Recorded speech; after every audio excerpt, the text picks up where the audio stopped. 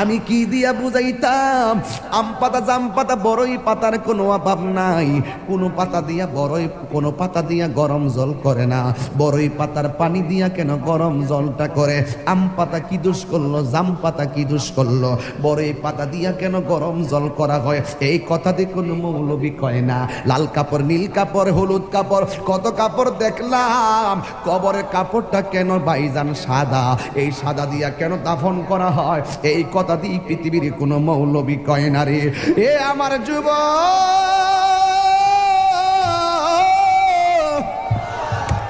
কি দিয়া বুঝাবো কবরটা কেমন ডেঞ্জারাস?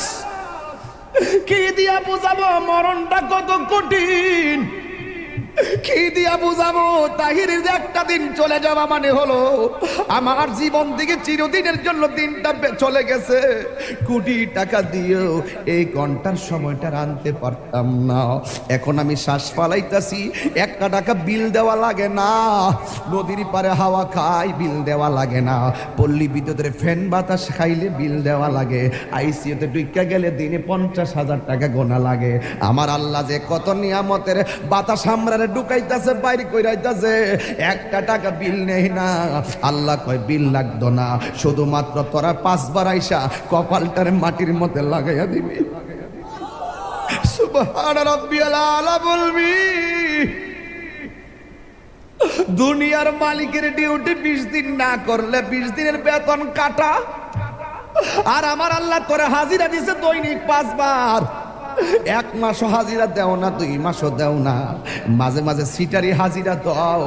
কিন্তু আমার আল্লাহ ইচ্ছা করলে তোমার গলার মধ্যে কাটা লাগাইয়া আমার আল্লাহ রিজিকটারে বন্ধ করে দিতে পারে। এরপরও আমার আল্লাহ রিজিক বন্ধ করে না কেন জানো নি? কারণ হলো আমার আল্লাহ কয় আমি আল্লাহ তোরে মায়া কইরা বানাইছি, মায়া লাগে। আপনি আল্লাহরে বলবেন আল্লাহ, আল্লাহ গো, আল্লাহ গো, তোরা সহযোগিতা করে, কিন্তু হাসরের ময়দানে কেউ কাউকে চাইবে না। আমার আল্লাহ জবানটারে বন্ধ কইরা আল্লাহ ওই হাতের সাক্ষী হাত দিবে, পায়ের সাক্ষী পা দিবে।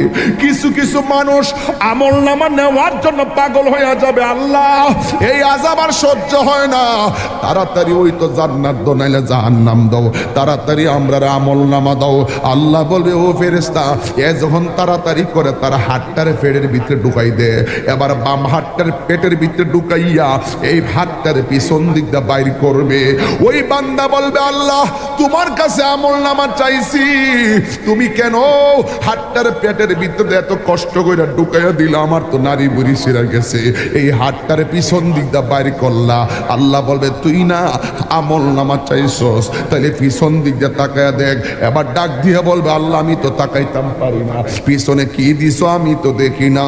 আল্লাহ বলবে ফেরেশতারা ও কি আমলনামা দেখতে চায়, গাটটারে ভাঙ্গা দে।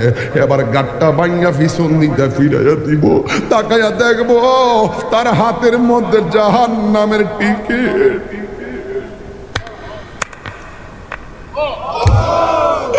হায় রে, অনেক মানুষ আল্লাহর কাছে হাসরের মাঠে পানি চাইব। আল্লাহরে কইব আল্লাহ পানি পান করবো, পানি। আল্লাহ বলবে নাফরমানদের জন্য জাহান্নামের নিচ থেকে পুষ তুল, পুষ তুইলা দে পানি পান করার জন্য। জাহান্নামের নিচ থেকে পুষ তুলে দেওয়া হবে।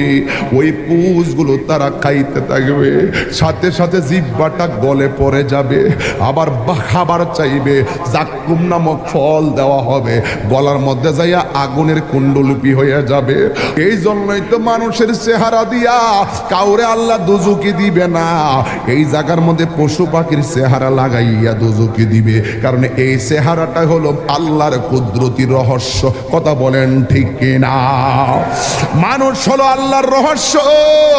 ও যুবক, এই মানুষই আল্লাহ দুনিয়ার দিকে নিব, কত বাহানা কইরা নেয়। ইমানদারের রূহটা যেই মাত্র নিয়ে যাবে, আল্লাহ একটা ফেরেশতারে ডাক দিয়ে বলবে, ফেরেশতা জান্নাত থেকে একটা সাদা কাপড় ল। একটা সাদা কাপড় লইব, সাদা কাপড় লইয়া বলবে ইমানদারের কাছে যাও। রুহুটা আজরাইলে বের করার সাথে সাথে ওই রুহুটারে তুমি কাফন দিয়া বাইন্ডিং কইরা ফালাইবা। ও যুবক, এমন ভাবে রুহুটারে বাইন্ডিং করব, এমন ভাবে বাইন্ডিং কইরা আসমান দিকে উড়াইয়া লইয়া যাইব, দেখতেই তো বড় ভয় লাগে।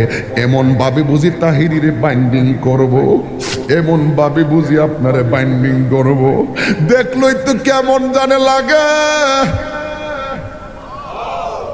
দেখলেই তো কেমন জানে লাগে। এইভাবে বুঝি আমার বাইন্ডিং করব। আল্লাহ বলে, আজরাইল, হো আজরাইল, রুহুটা লো। আবার কো জান্নাতের ফেরেশতা, আমার ইমানদারের রুহুটারে জান্নাতের সাদা কাপড় দিয়া বাইন্ডিং কইরা ফালাইবি। এবার ফেরেশতা এসে বাইন্ডিং করে কইরা আসমানের দিকে একটা উড়াল মারে। এবার আসমানে যায়, প্রথম আকাশের ফেরেশতা কই, ও ফেরেশতা, যাওয়ার সময় দেখছি তোমার কোনো গ্রাণ নাই, কিন্তু এখন কোথায় থেকে খুশবু আসতেছে। কই এটা হইলো কথার কথা বলতেছে আর কি, যদি বাড়ি উড়ার ইমানদার হয় এমনে বলবে, এটা হইলো বাড়ি উড়ার ইমানদারের রুহু লইয়া যাইতেছি। সাথে সাথে প্রথম আকাশের ফেরেশতা এই রুহুটারে সালাম দিব। এবার দ্বিতীয় আসমানে গেলে সালাম দিব, তৃতীয় আকাশে গেলেও সালাম দিব, চতুর্থ আকাশে গেলেও সালাম দিব, পঞ্চম আকাশে গেলেও সালাম দিব, ষষ্ঠ আকাশে গেলেও সালাম দিব, সপ্তম আকাশে গেলেও সালাম দিব রে বাবা। এবার যাওয়ার পরে আমার আল্লাহ ডাক দিয়া কয়, ও ফেরেশতা, আর সামনে নিস না, আমি আল্লাহ ইমানদারের জন্য একটা বাড়ি বানাইছি। আর সামনে নিস না গো, আমি আল্লাহ একটা বাড়ি বানাইছি।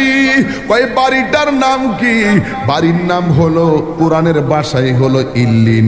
এই রুহুটারে ইল্লিনে রাইখা দে, আর এই দিক দিয়া বাড়ি উড়ার এই আমার বাবার বডিটারে বাইন্ডিং করবার লাইগা বাড়ি উড়ার দোকান থেকে সাদা কাপড় আইনা বডিটারে বাইন্ডিং করলো। মানুষ আইব রে, এক নজর দকিতে মানুষ আইব রে।